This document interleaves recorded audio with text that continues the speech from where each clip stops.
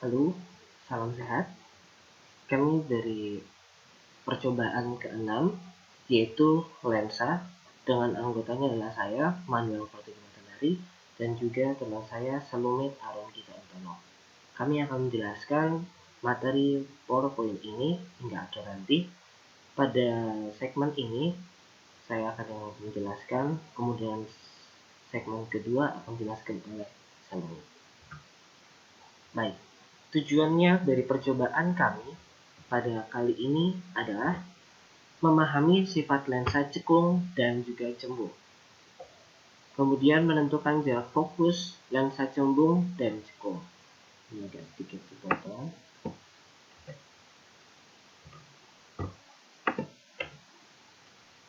Kemudian dasar teorinya, lensa itu adalah medium transparan yang dibatasi oleh dua permukaan bias paling sedikit, atau diantaranya lengkung, sehingga terjadi dua kali pembiasan sebelum keluar dari lensa. Kita tahu lensa itu dibagi menjadi dua, positif itu artinya cembung, negatif itu artinya cekung.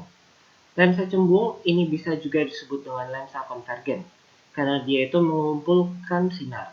Berbeda dengan cekung, dia bersifat divergen, karena dia menyebarkan sinar. Lensa cembung,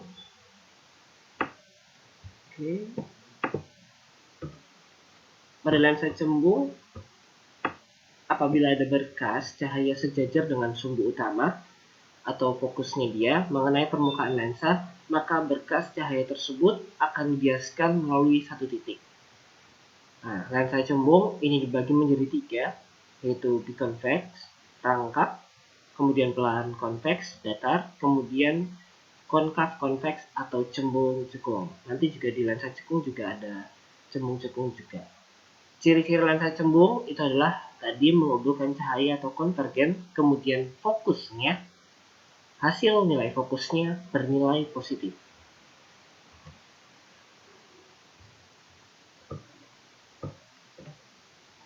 Kemudian lensa cekung,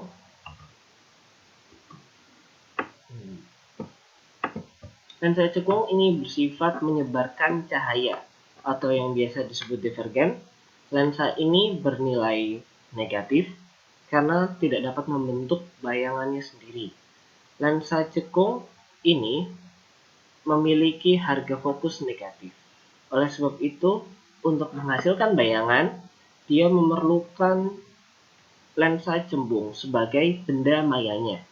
Bayangan yang dihasilkan oleh lensa cekung itu adalah maya, tegak, dan dibakar kecil. Ini ada di konkav, ada pelan konkav, dan konveks konkav. Lensa cekung tadi dibagi menjadi tiga.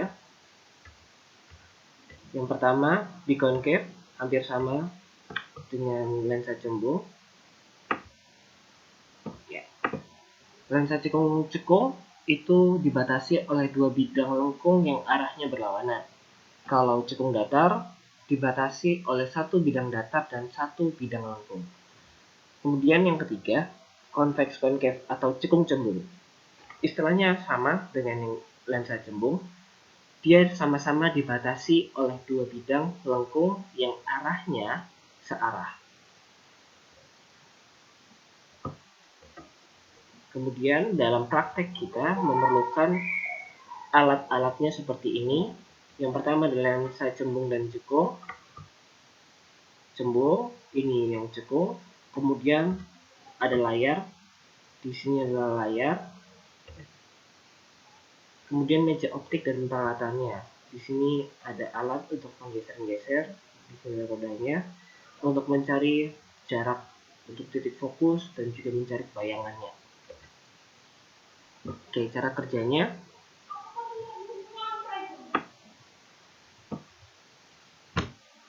Mencari jarak fokus lensa cembung dengan pesanan Gauss. Yaitu yang pertama kita menyusun benda lensa cembung dan layar seperti ini. Ada benda, lensa cembung, dan layar. Sehingga kita bisa menganggap anak panah iluminasi terang sebagai benda. Kemudian kita menggeser-geser layar sehingga diperoleh bayangan yang nyata dan jelas. Kita melakukan pengukuran I sebagai jarak benda sebanyak 3 kali. Kemudian mengulangi percobaan di atas dengan jarak O yang telah ditentukan. O ini sebanyak 5 kali dengan jarak 20 sampai dengan 60 interval 4 sampai 6 cm. O di sini adalah jarak bendanya. I-nya 3 kali, O-nya 5 kali. Dan next. Kemudian cara kerja yang kedua itu pengukuran langsung pada lensa cembung. Yang pertama, kita seperti tadi menyusun lensa layar pada gambar seperti yang pertama. Bedanya kita langsung mengarahkan lensa itu ke tempat yang jauh. Karena kita pengukuran langsung, kita langsung mengukurnya ke atap atau langit-langit gedung seperti itu. Kemudian kita menggeser-geser layar hingga diperoleh bayangan yang nyata pada layar.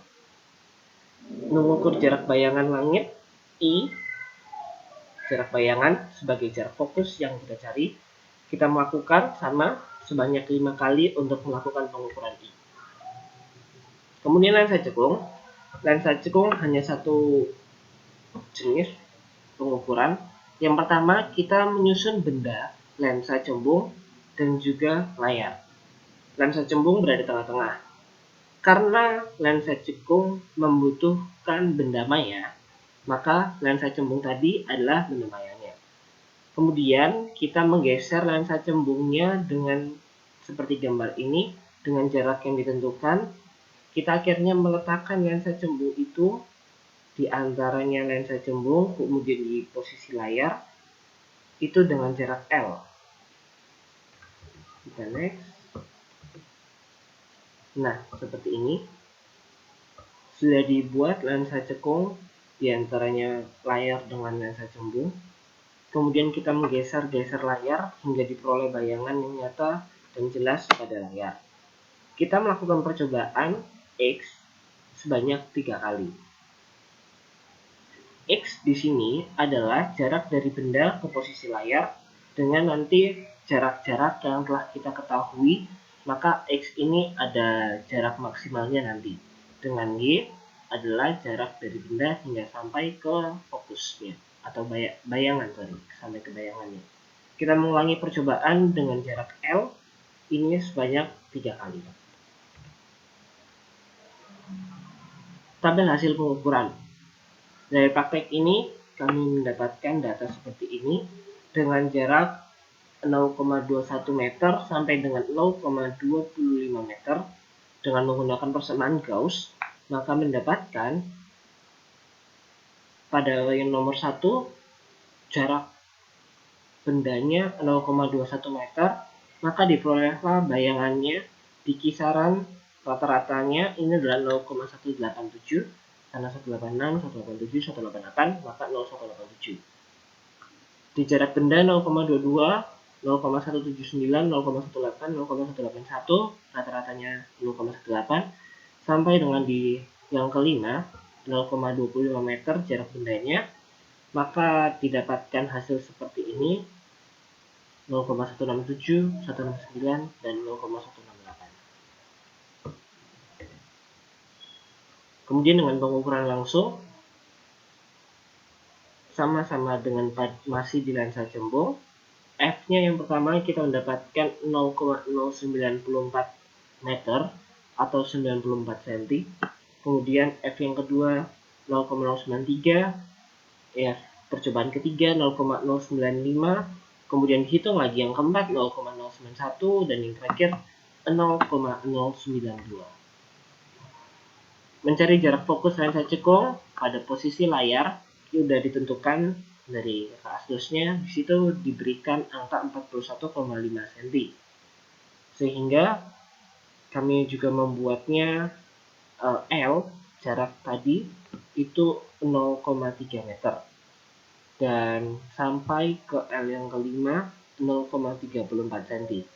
Sehingga dari hasil itu kami melakukan 3 kali perhitungan dari masing-masing letak tadi dapatkan 0,545, 0,546, 0,544 sampai di L yang kelima, posisi 0,34, 0,47 untuk X pertama, 0,445 X kedua, dan X yang ketiga 0,44.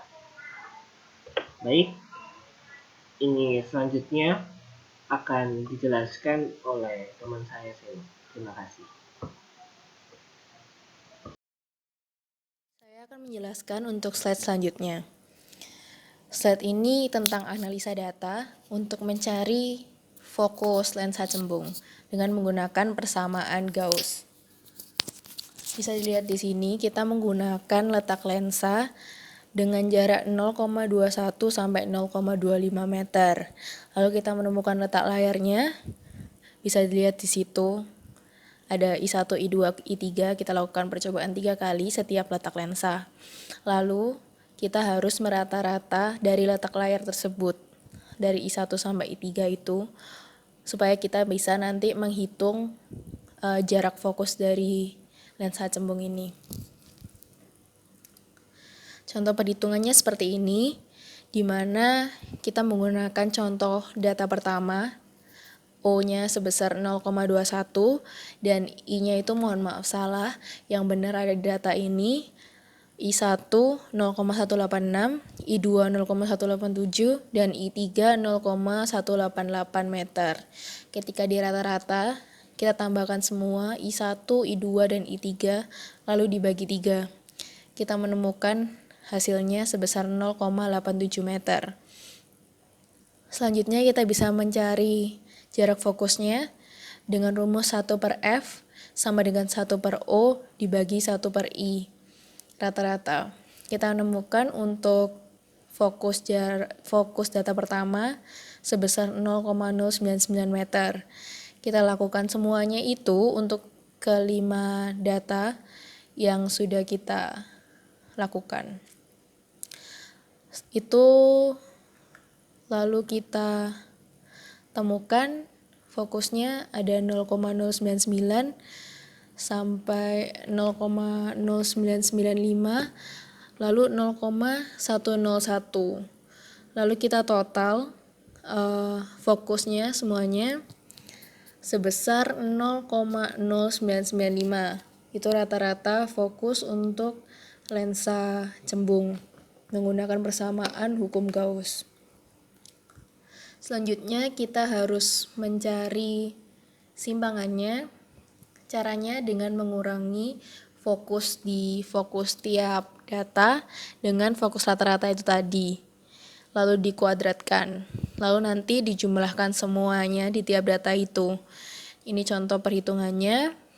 Untuk data pertama 0,099 dikurangi 0,0995 hasilnya negatif 5 kali 10 pangkat 4 meter.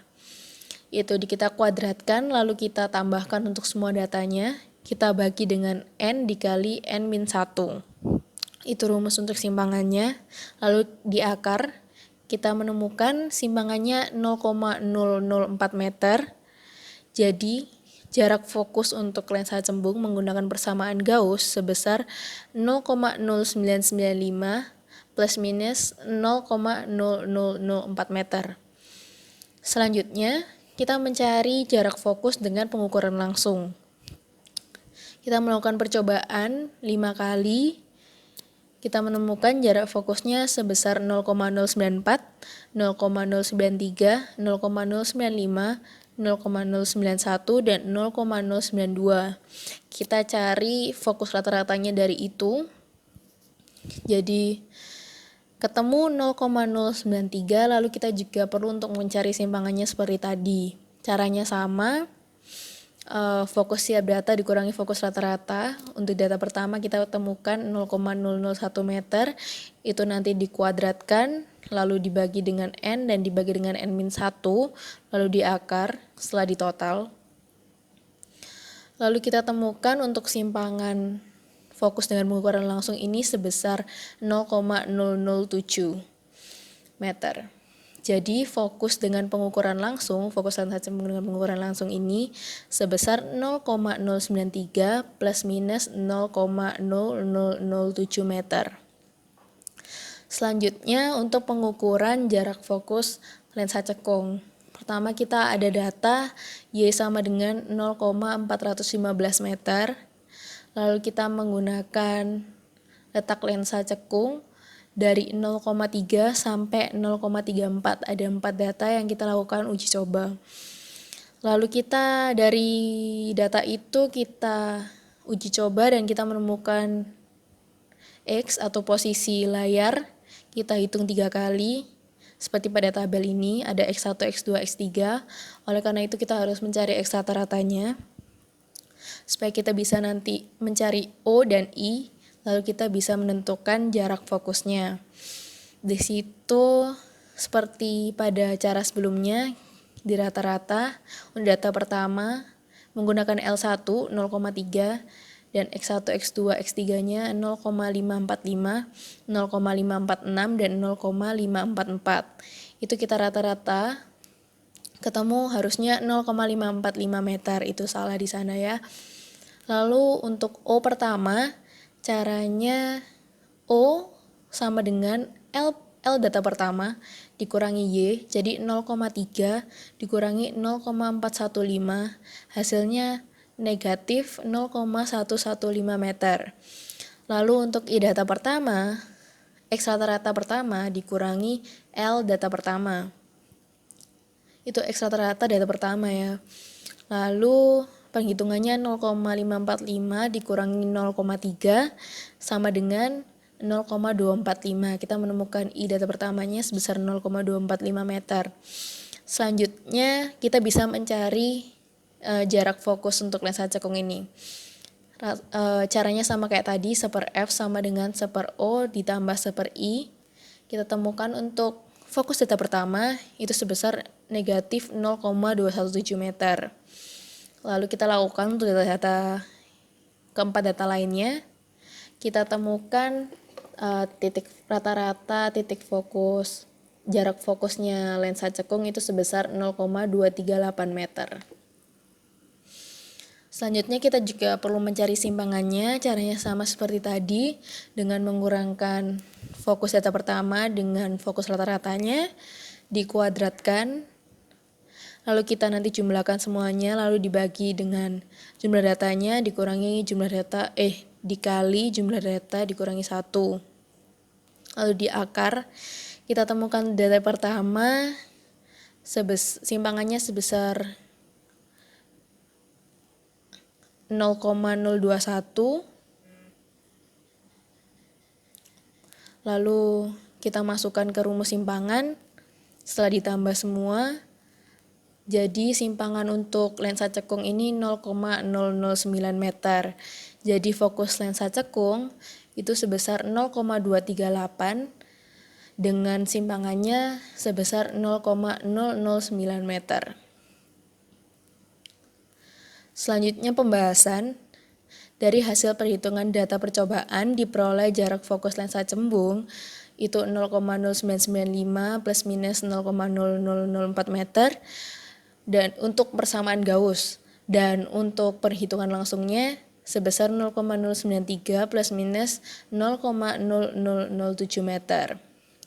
Nah, dari kedua hasil perhitungan tersebut terdapat selisih sebesar 6,5 mm antara jarak fokus menggunakan persamaan Gauss dengan pengukuran langsung. Kita dapat mengetahui jadi jarak fokus lensa cembung ini sekitar 10 cm.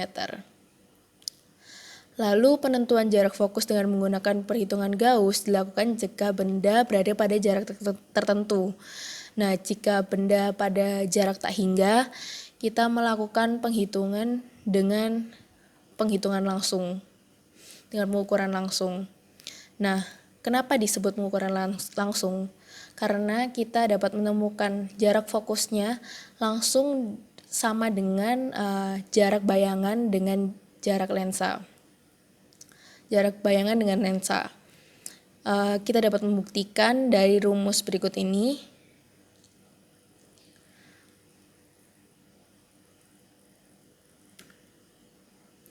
Ini dengan kita masukkan di persamaan Gauss, 1/f sama dengan 1/o tambah 1/i.